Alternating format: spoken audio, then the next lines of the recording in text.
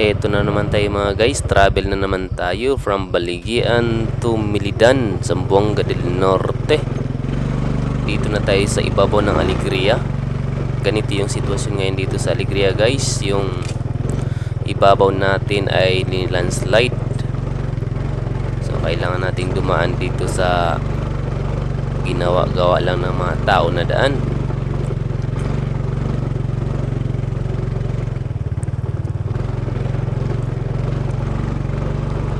Sa mga gustong dumaan dito guys, okay na guys, madaanan na yung daan natin.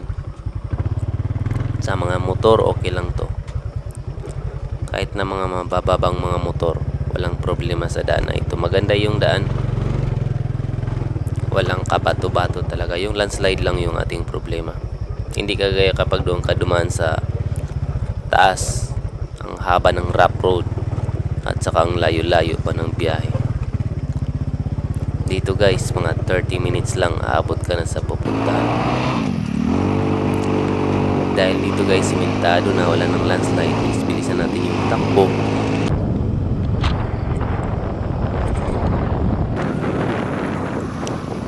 At dito sa bandang ito, may landslide din dito.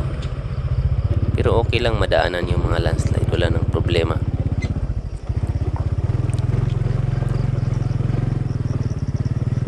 Hinahinay lang tayo pagdating sa mga landslide kasi madulas, lalong-lalo na kapag naulanan.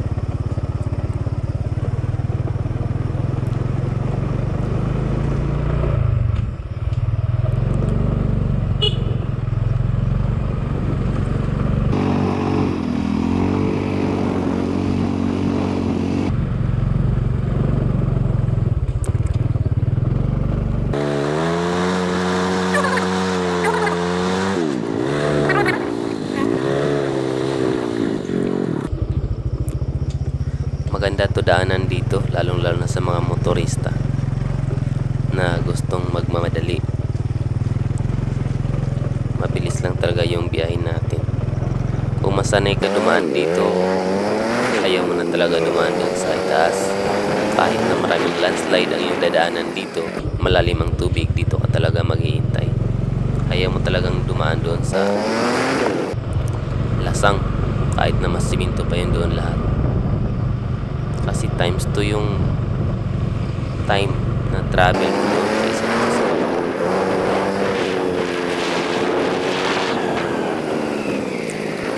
tapos patag lang din dito, kunti lang yung mga angatin at saka yung mga luksungin, kunti lang.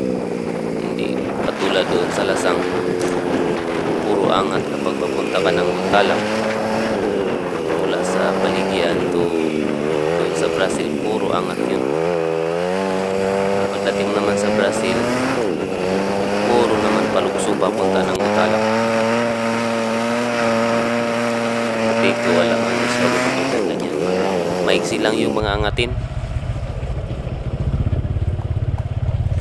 At dito na nga tayo mga guys sa nursery. Nursery area kung saan dito yung may landslide na nahihirapan tayo. Ito na nga guys, no, nakikita na natin yung landslide. Bago lang to nila tinrabaho, okay na daw madaanan na. Kaya dinaanan natin. Pagdating natin dito, okay nga, madaanan naman talaga ng mga motor. Pero inaswat-aswat nila yung kanilang mga motor dito. Kasi malalim yung lapok. Pero yun ito ilang giingon. Ano, nagkaputik-putik na yung ating mga motor. Hindi na talaga maka-ahon. Ano, nalubong na. Kasi may mga bato.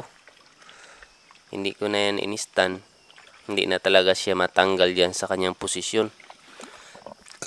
Nasangit talaga siya sa mga bato-bato. Baong lang slide lang to. Kaya hindi tayo makatapok doon sa kabilang pikas. Kaya hintayin na lang natin yung mga kasamahan natin na nag-travel din. Hintayin lang tayo ng tulong. Baka abutan tayo ng mga kasama nating biyahero na dito din dumadaan kasi maraming mga motor dito dumadaan. Hindi ka talaga magproblema kapag dito ka dadaan. Maraming magtutulungan. Aaswatin yung motor mo kapag hindi ka makatabok sa landslide. Kaya antay-antay lang muna tayo dito habang nag-aantay tayo, sinuroy-suroy natin yung lapukan. At ito na nga, malalim nga yung lapok dito. Yan, yung lapok. Mayroon nga pala tayong sinakay na isang estudyante. Dahil umuwi din. Ito na nga guys, binilin-bilin na natin yung ating chinilas kasi bupilit yung chinilas sa lupa. Itong bato siguro ang dahilan. Ito na guys, dumating na yung ating mga kababayang kasama natin sa magbiyahe. Inaswat-aswat na namin yung motor para makaalis dito sa lubong na ito. At ito tinuklod-tuklod na namin para makatabok doon sa kabilang bikas.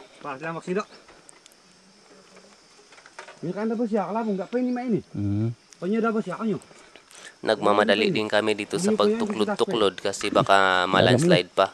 Malambot pa kasi yung lupa.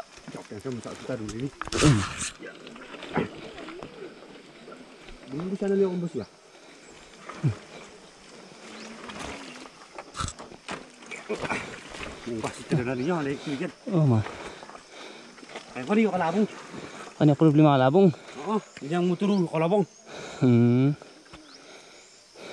Ada ilung pa ini. Labong na ito, gabi na tayo matang, naglupa ma. Dito malalim to dito.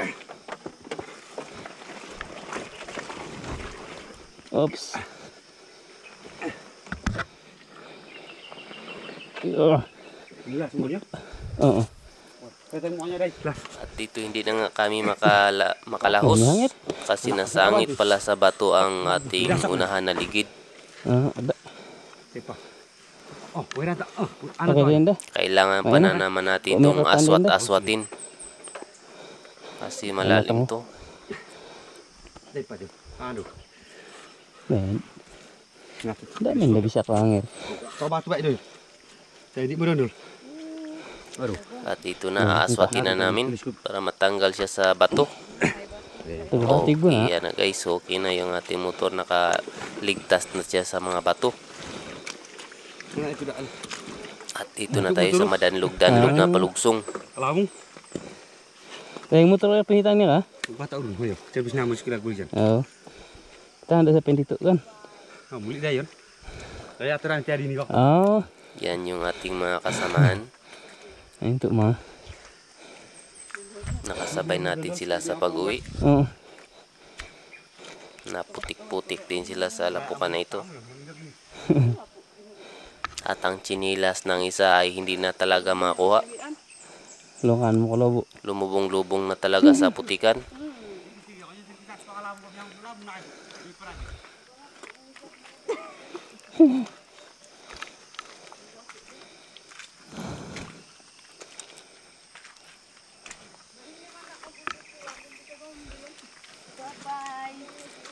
Yeah. Dahil ngayon nagkalapok-lapok na tayo, kailangan natin maghanap ng tubig para makapanghugas tayo ng ating mga paa.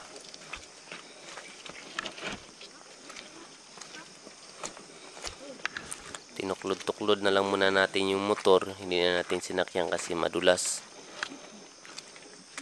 Pero malayo pa yung may tubig, kaya kailangan na natin itong sakyan para mabilis tayong makarating doon sa ating pupuntahan na may tubig.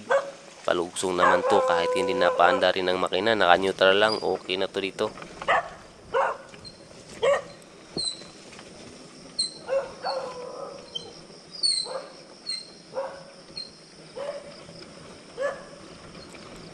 Itong isa, tinuklod-tuklod na rin niya yung kanyang motor, kahapon pa ito dito. Hindi siya nakatabok kasi alas 7 na siya ng gabi nakadaan dito, tapos wala ng motor dumaan.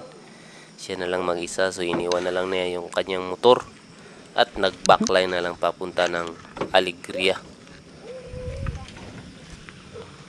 Ito na guys, manghuhugas na kami ng aming mga tiil.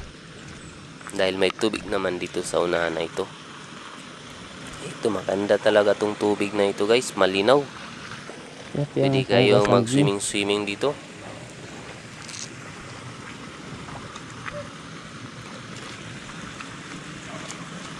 Habang sila'y nang hugas ng kanilang mga paa doon sa baba, dito naman tayo sa unahan, lulubogin natin yung tubig. Yan guys, nilulubog na natin. Bilisan natin yung paglubog.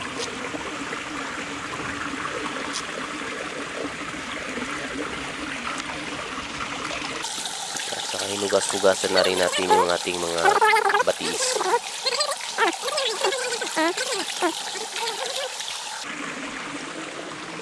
Tapos na guys, balik na tayo sa ating motorsikol.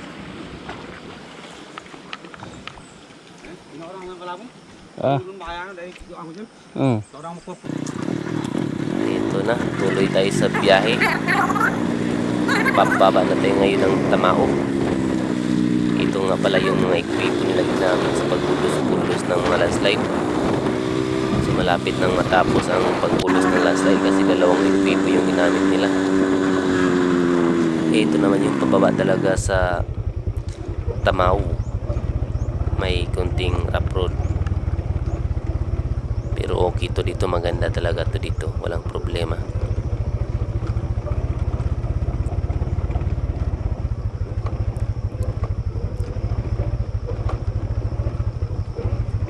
Medyo lugsongin lang to dito. Lalam-lalampad niya kaya. Kailangan magbaklay dito yung pasero kapag paangat. Hindi kasi madaog ng makina kapag may backride ka.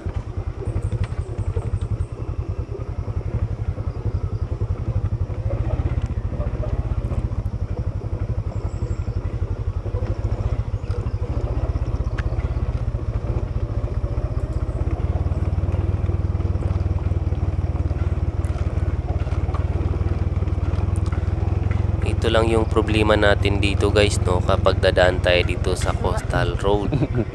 Marami tayong mga tubig na kailangan daanan. Kapag maulan, problema natin yung magdinayungay sa motor. Kailangan natin aswat-aswatin yung motor sa mga ilog na ito. Maraming ilog kasi ito. May ilog sa Mamad, Alegria, Tamao, Mupunan, at saka Milidan. Mga 5 ilog. Whereas kung doon ka sa ibabaw magdaan, isa lang yung problema, yung Madom River lang ang yung problema doon. Dito marami kang problema talaga kapag maulan. Yan lang yung disadvantage dito, pero sa dali ng biyahe mas mabilis talaga dito. Tapos dadaan ka dito sa mayroong daanan na mga half meter. Pag mahulog ka, diretso ka doon sa tubig, maglangoy-langoy parang pato. Ito, kahit na medyo malalim, kapag XRM ang yung motor, yung mga off-road na mga motor, walang problema. Kayang-kaya to ng mga XRM. Naglapinig. Kahit na yung mga Honda Beat, dito sila dumadaan. Okay naman talaga, wala naman silang problema. Nagsaka. Ikaw regi pakan. Pagdaan natin dito guys, no, nagulan pala kagabi. Kaya medyo mabasa at saka madulas pa yung daan. Tapos inagahan natin yung ating pagbiyahe ng 6 AM.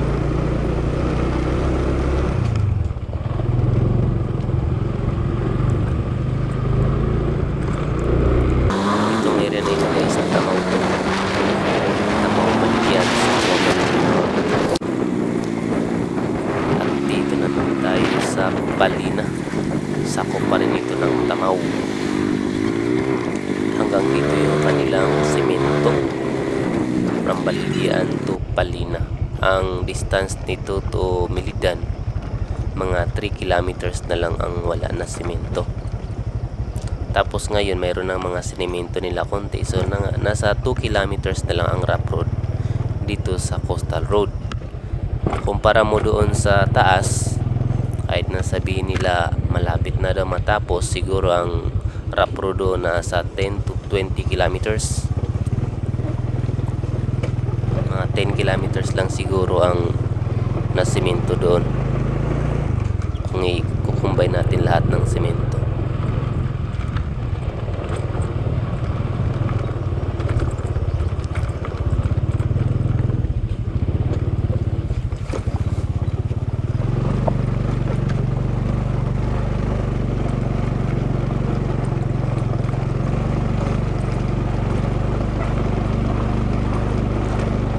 Travel time sa rough road na ito nasa 5 minutes lang.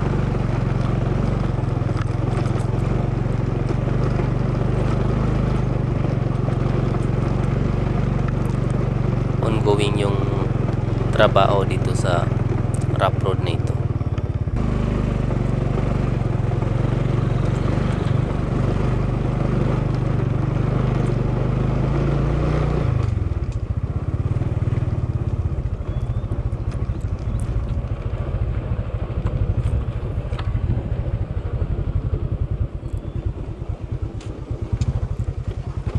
Ang kagandahan dito kapag dito ka dumaan, marami kang makikitang mga magagandang tanawin, yung mga view ng dagat, at saka maraming bahay. Hindi ka magproblema kung sakaling maplatan ka or masiraan ka ng motor or sasakyan. Hindi ka gaya doon sa bukid, kapag nasiraan ka, malaki talagang problema. Walang kabahay-bahay doon. 30 kilometers ang lalakbayin mo na walang bahay. Dito halos magkalapit lang yung mga bahay. Maraming vulcanizing din dito. Yan lang naman kadalasan nating problema sa mga motor, yung flat. Kahit hindi ka magdala ng reserva, okay lang dito. Matabang na ng tuklod-tuklod.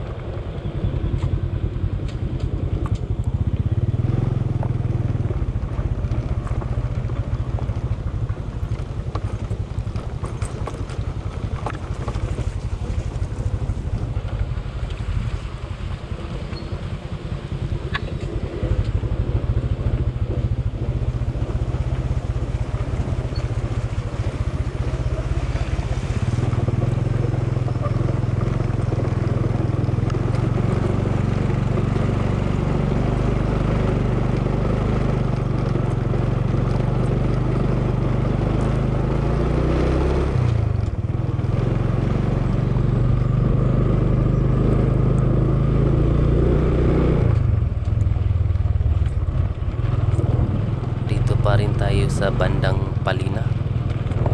Malapit na to sa Mukunan.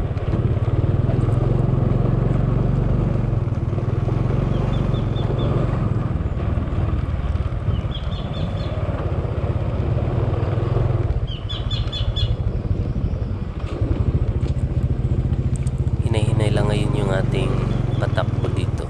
Madulas kasi yung daan. Kapag hindi madulas to 3 to 5 minutes, abot ka na doon sa kabilang may simento.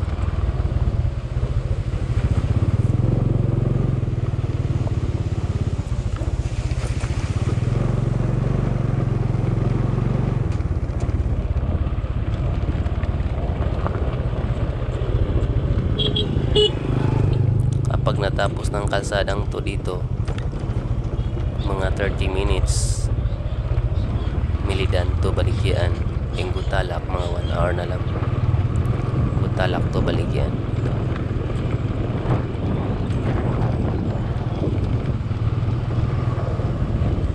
Kapag doon ka pa rin dadaan sa Lasang, mga 2 hours pinaka mabilis mong biyahe doon.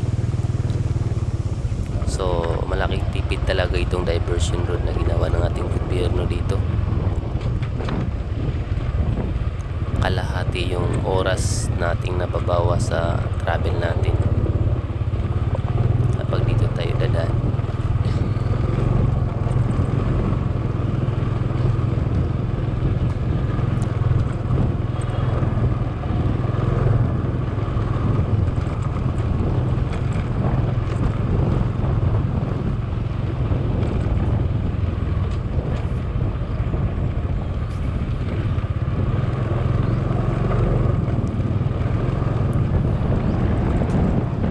Patag lang to dito, mula sa Tamaw hanggang Mukunan, puro patag ang iyong madadaanan.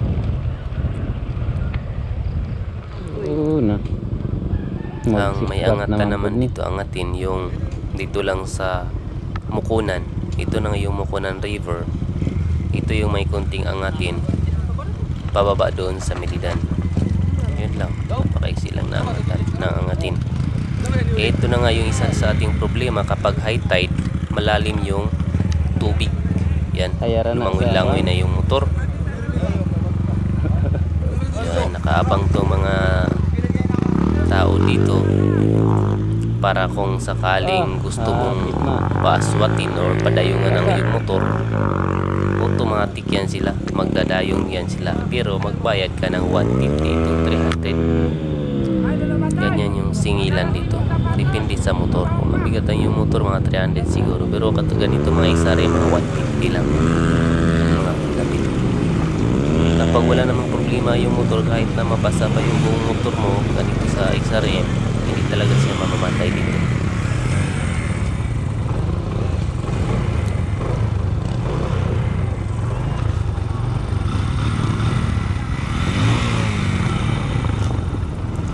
Ginawan lang pambut-pambut yung mga motor nila dito.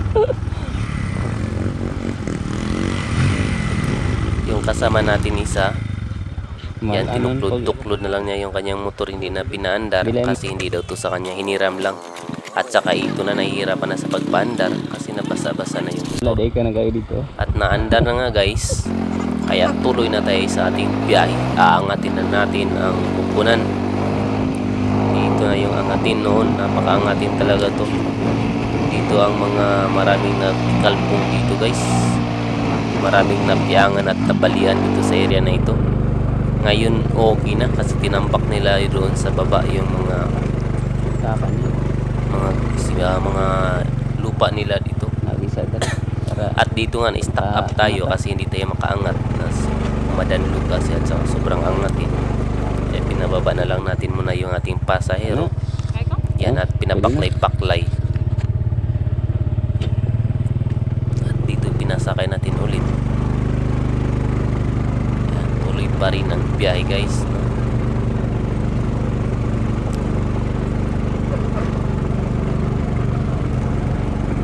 Nakagi sa labi.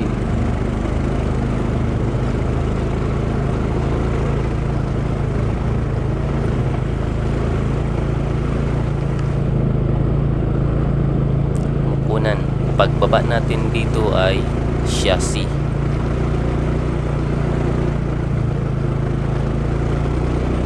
Pagdating natin sa Siasi, Milidan, then Gutalak na.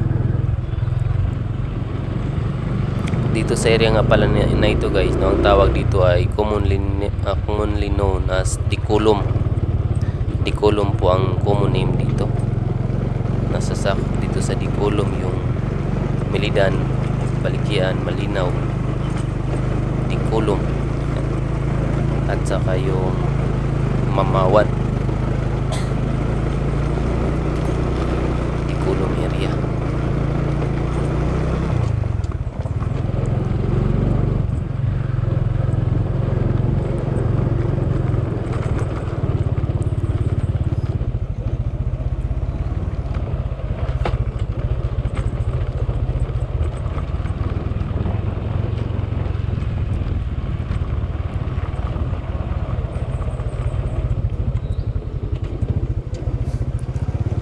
Maganda itong paggagawa dito ng construction company na ito.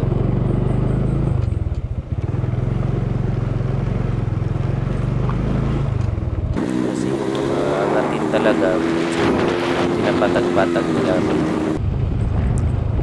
Yung mga buntod-buntod, binungkag talaga nila. Wala masyadong likuon. Yung likuin, hindi katulad ng mga dinaanan natin kanina.